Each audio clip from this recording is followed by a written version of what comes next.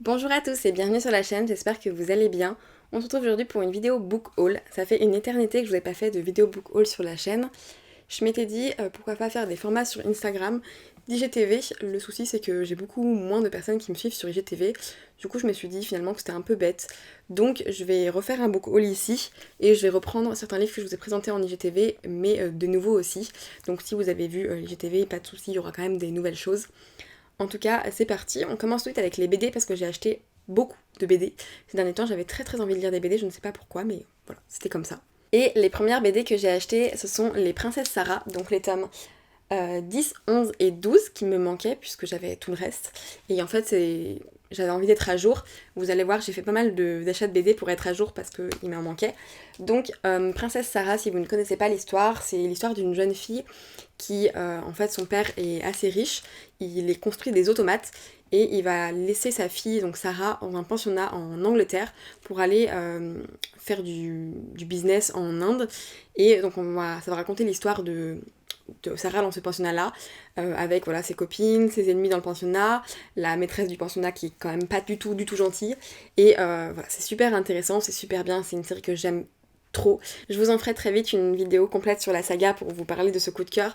Mais en attendant, voilà, donc j'ai acheté les 3 tomes qui me manquaient pour finir et être à jour.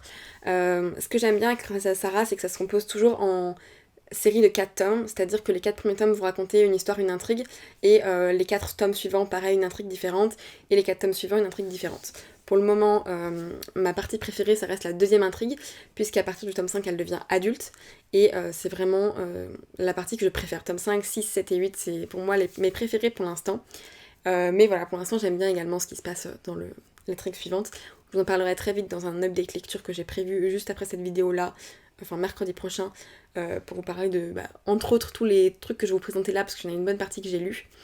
Mais voilà, c'est une saga que j'aime bien et que je vous conseille vraiment si jamais vous aimez les BD, que vous aimez les personnages féminins forts, et voilà, que vous aimez Princesse Sarah tout simplement, parce que c'est quand même quelque chose qui est très connu, je crois qu'il y avait une série ou un truc comme ça.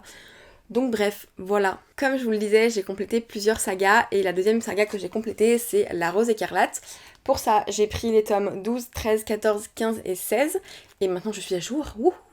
Voilà, ça faisait un moment que j'avais pas acheté de La Rose écarlate, il faut vraiment que je me mette à jour plus régulièrement parce que ça fait moins mal quand ça passe par une BD ou deux à la rigueur que quand ça passe par 5, c'est compliqué quoi pour la carte bleue. Bref, la Rose écarlate, pareil, j'en ai déjà parlé dans ma vidéo Féminibooks que je vous mettrai juste ici. Mais c'est l'histoire d'une jeune fille, Maude, qui vit avec son père. Sa mère est décédée également, comme pour Princesse Sarah. On n'est pas dans un truc très joyeux. Mais bref, sa mère est décédée plus jeune et son père est forgeron, je crois. Enfin, en tout cas, il fait des lames d'épée. Et il va se faire assassiner un jour. Et en fait, du coup, elle va être obligée d'aller vivre avec son grand-père, qui est aristocrate, ce que Maud n'aime pas totalement. Mais en fait, elle sait que en partant chez son grand-père à Paris, elle va également partir là où habite l'assassin de son père, puisqu'elle l'a vu et elle l'a combattu. Et elle aimerait bien le retrouver pour savoir pourquoi il l'a tué. Elle l'a tué déjà. Et puis voilà, en savoir un peu plus, se venger. Enfin bref, tout ça. Donc elle va partir chez son grand-père qu'elle déteste, qu'elle a jamais vu, qu'elle a jamais connu, et qui est vraiment à l'opposé d'elle, parce qu'elle elle est vraiment pas dans l'aristocratie, tout ça, alors que lui est très à cheval là-dessus sur les règles. Et en parallèle, il y a un homme qu'elle admire beaucoup qui s'appelle Le Renard, qui est un bandit, qui en fait va voler les aristocrates et les gens riches pour redistribuer l'argent aux pauvres, et Maud, elle l'adore, et du coup voilà. Donc vous avez ces deux histoires qui vont se mélanger à un moment donné, et du coup moi les tomes 12, 13, 14, 15, 16, on est vraiment déjà sur une autre intrigue, puisque le tome 6 marque la fin de la première intrigue. Pour l'instant, je préfère 100 fois la première intrigue à la deuxième, que j'aime beaucoup moins, mais au moins le personnage de Maud évolue assez bien dans les tomes suivants, parce que c'est vrai qu'au départ, elle est assez cruche, entre guillemets, même si elle a vraiment des convictions de femme forte, c'est pour ça que je vous en ai parlé dans Feminibooks, elle a vraiment des moments un peu où elle est un peu bête et elle a beaucoup de moments drôles. Je pense que moi ça me fait penser à des mangas où vous avez les personnages qui ont vraiment des actions drôles et complètement bêtes à certains moments. Mais ça passe bien et encore dans le dernier que j'ai lu, elle a des actions assez rigolotes qui moi me font bien rire. C'est vraiment voilà, une saga de BD que j'aime bien. Je pense que quand même Princesse Sarah pour moi c'est vraiment au-dessus de La Rose écarlate, mais ça reste une saga que j'aime beaucoup et que j'ai envie de continuer. Et en tout cas pour l'instant je ne m'en suis pas encore lassée. Surtout que là je sens que ça commence à devenir vraiment plus intéressant au niveau de l'intrigue. La deuxième intrigue, on a vraiment quelque chose qui se met en place bien. Donc j'espère que ça va être un peu mieux que les 2-3 derniers tomes qui sont je trouve un peu en dessous. Ensuite, toujours en BD, mais cette fois-ci en one-shot, le premier que j'ai acheté c'est Ballade, donc de Courtille Dévenet-Combet aux éditions Grand Angle. Ici on va avoir l'histoire de deux garçons, Louis qui est en ado, qui va partir, enfin post-ado plutôt, qui va partir de chez ses parents à Paris, il va prendre les clés de la maison de vacances et partir se réfugier un petit peu parce qu'il en a un peu marre de tout, voilà, il est un peu en mode ça me saoule. Qui va croiser la route de Francis, qui est un cambrioleur, qui va de toute façon essayer de le cambrioler. Et en fait, après, ils vont se lier d'une sorte d'amitié et partir tous les deux à faire des cambriolages. Donc voilà pour cette BD là. Ce que j'avais beaucoup aimé, c'était surtout les dessins, que j'aimais trop. Je trouvais qu'ils étaient vraiment sympas, assez colorés, et en même temps, je sais pas, les traits étaient sympas. Donc voilà. Bref, je vous en donne des nouvelles très vite. Le seul truc que j'aurais à vous dire vite fait en petit sneak peek de l'update lecture, c'est que c'était pas mal, mais ça manquait de développement et du coup un peu de longueur, je pense. Et enfin, dernière BD one shot que j'ai acheté, et celle-ci je vous en ai parlé il y a pas longtemps dans ma vidéo Un coup de cœur, un domaine, enfin un domaine, un coup de cœur, c'est Ces jours qui disparaissent de Timothée Le Boucher aux éditions Glénat, qui raconte en fait l'histoire donc de, comment il s'appelle, Lubin, qui va se réveiller un matin en n'ayant aucun souvenir de la veille, et au fur et à mesure que les jours passent, il va se rendre compte qu'il y a une personne qui prend son corps un jour sur deux. Et en fait, il va être lui présent qu'un jour sur deux. Et il va essayer de comprendre, voilà, qui prend sa place. Et en fait, c'est un espèce de double de lui qui, avec qui il va essayer de rentrer en contact. Et voilà, c'est vraiment une réécriture du Dr Jekyll et Mr Hyde, version contemporaine, en BD. Et pour moi, c'est un énorme coup de cœur. Je vous invite vraiment à aller voir ma BD Un domaine, un coup de cœur pour pouvoir en savoir plus sur mon avis, mais vraiment foncez les yeux fermés, c'est juste une dinguerie. Je vous jure, je suis restée à 3h du matin en ayant fini cette BD en mode je ne vais jamais pouvoir dormir. C'était vraiment, j'étais sonnée. Donc je vous invite vraiment, ça fait un long moment qu'une BD ou un livre ne m'a pas fait cet effet-là. Donc je vous conseille. On passe maintenant au livre, et comme tout le monde, à sa sortie, j'ai foncé en librairie pour acheter le dernier Hunger Games, La Ballade du serpent et de l'oiseau chanteur de Suzanne Collins aux éditions PKJ. Pour ceux qui vivent dans une grotte et n'ont pas suivi l'histoire, on va avoir d'ici un préquel de Hunger Games, donc les 3 tomes de la trilogie de base, qui va raconter l'enfance et le début des jeux, l'enfance de Snow, pardon, et le début des jeux. Voilà, un peu la fin de l'enfance de Snow plutôt, et son début de l'âge adulte, et le début des jeux, comment ça se passait avant, et comment les jeux sont devenus ce qu'ils sont devenus. Je vous en dirai très vite des nouvelles, là j'ai beaucoup de choses à vous dire dessus, parce que pour le coup, moi qui adore Hunger Games, ça ne l'a vraiment pas fait là. J'ai mis un mois à lire, ça m'a bloqué tout le mois dernier là sur ça parce que j'arrivais pas à lire tout simplement, parce que je n'aimais pas, ou vraiment pas énormément, alors que ça avait bien commencé parce qu'au début j'étais à fond, mais voilà, c'est dommage. Bref, je vous en dis des nouvelles très vite, mais vraiment déçue. Deuxième roman que j'ai acheté, toujours pour finir une saga, c'est Power Club d'Alain Gagnol aux éditions Syros. Je vous l'avais dit dans ma pile à lire du loup-garou littéraire, j'ai envie de relire le tome 1 et le tome 2 de Power Club afin de pouvoir lire le tome 3 enfin après toutes ces années. J'ai une histoire assez marrante avec Power Club, j'en ai parlé dans ma vidéo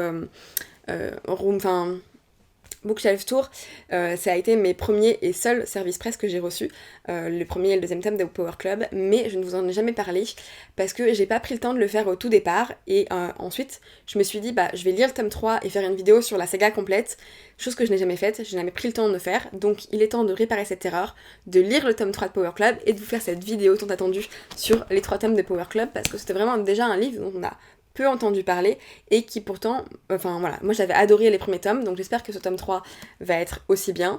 J'ai un peu peur parce que j'ai eu un retour pour l'instant, on m'a dit qu'il était pas si ouf que ça, mais moi j'ai confiance parce que les premiers tomes m'ont vraiment plu, donc on va vite savoir. Ensuite, troisième livre, et là on n'est pas sur un roman mais sur un essai, il s'agit de Sorcière, la puissance invaincue des femmes de Mona Chollet, qui est un essai féministe qui va parler à la fois de la sorcellerie, de la chasse aux sorcières, mais également de féminisme à un sens, de manière plus large, je crois, il me semble, je suis pas tout à fait sûre de moi.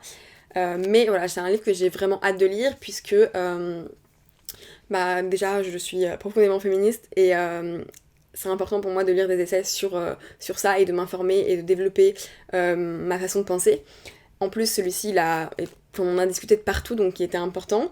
Et comme vous le savez, moi je tire les cartes, tout ça, j'ai un petit peu une relation particulière à la magie, à la sorcellerie. J'y crois un petit peu, donc j'ai envie aussi de savoir ça, l'histoire et tout ça. Je vous avais d'ailleurs conseillé une BD que j'avais beaucoup aimée sur la sorcellerie, c'était Secret de sorcière, c'est ça.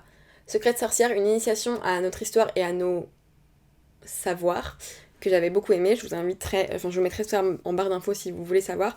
Mais du coup, c'est toujours intéressant de savoir pourquoi le mythe de la sorcière existe, comment il a été repris, comment elles ont été chassées. Enfin, c'est toujours hyper intéressant. Donc, j'ai hâte de lire ce bouquin, qui est plus petit que je pensais. Mais voilà. Enfin, j'ai acheté 2 livres qui parlent de sexualité, notamment pour mon podcast Corps à Corps, puisque j'ai besoin d'avoir aussi des ouvrages de référence, ou en tout cas des choses qui m'apprennent en fait. J'ai besoin de toujours apprendre et toujours en savoir plus sur la sexualité afin que mon podcast soit le plus complet possible et que je puisse donner le plus d'informations possible. Le premier que j'ai compris, c'est Jouissance Club de June Pla, donc c'est une cartographie du plaisir aux éditions Marabout. Vous connaissez sans doute Jouissance Club, qui est à la base un compte Instagram qui en fait parle de la sexualité et de comment s'améliorer, surtout comment faire plaisir, comment donner des orgasmes. Voilà, c'est beaucoup de conseils en fait, et c'est ça que j'aime bien chez Jouissance Club, c'est que par rapport à d'autres comptes qui vont plus parler de comment ça se déroule, ce qui se passe, et celui-ci va vraiment vous donner des conseils pratiques avec des dessins qui sont d'ailleurs plutôt bien faits. Pour comprendre en fait les zones de plaisir, comment faire. Et du coup, ce livre, de ce que je peux en voir, il est composé de 2 parties. Vraiment une première partie explicative avec beaucoup de texte sur comment faire et tout ça, et une deuxième partie qui va vraiment donner les infos, les dessins avec les infos pratiques entre guillemets. Donc voilà, celui-ci j'ai hâte de le lire et je pense que je vais m'en servir pour mon podcast aussi si je peux, si en tout cas je peux en tirer des infos qui soient intéressantes. Et quand j'ai parlé de mon podcast sur un groupe Facebook, je crois, j'ai une personne qui m'a conseillé le livre S'expérience de Isabelle Fioza et Margot Fried Fioza, qui est un livre sur les réponses aux questions des ados, qui est un livre qui va raconter un petit peu comment ça se passe la première fois, qui va parler du corps, de la femme, comment il est, de l'homme, comment il est, qui va parler de ce qu'on ressent beaucoup dans l'émotion, parce que la mère Isabelle Fioza, elle est psychologue, je crois. Et du coup, elle va parler vraiment de l'émotion, de ce qu'on va ressentir, de comment on peut se sentir quand on aborde la sexualité.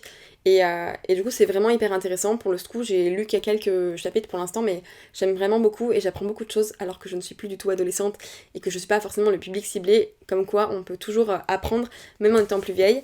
Et pour l'instant, j'aime beaucoup et c'est des choses que je vais utiliser pour mes podcasts. J'ai notamment appris une histoire sur les ligaments qui existent, qui remontent l'utérus. Je ne savais même pas que ça se passait, alors que c'est quand même un corps féminin, donc je devrais être au courant de ce qui se passe dans mon propre corps, mais non. Et donc c'est assez fascinant et j'ai envie d'en parler un peu dans mon podcast et du coup de pouvoir m'informer un peu plus. Donc si jamais vous avez des livres sur la sexualité à me conseiller, n'hésitez pas en commentaire, je suis preneuse. En attendant, je vous fais des gros bisous. Je vous dis à très vite pour une nouvelle vidéo en espérant que ce petit book haul vous aura fait plaisir. Je vous fais très rapidement l'update lecture comme prévu et voilà, je vous fais des bisous.